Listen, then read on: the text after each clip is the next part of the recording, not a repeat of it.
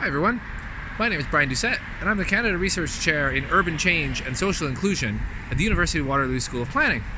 I'd like to welcome you to the University of Waterloo, and I'd also like to welcome you here to downtown Kitchener. Now, I'm going to be honest with you, as a tourist, downtown Kitchener doesn't have a whole lot of major sites and things to see.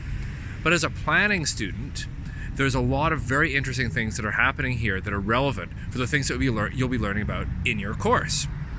So I want to take you on this short little video tour of downtown to talk about some of the changes, some of the challenges, some of the contradictions, and some of the possibilities that are happening here in downtown.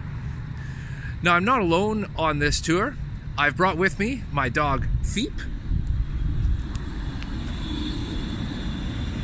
And she'll be joining us as we walk through downtown Kitchener.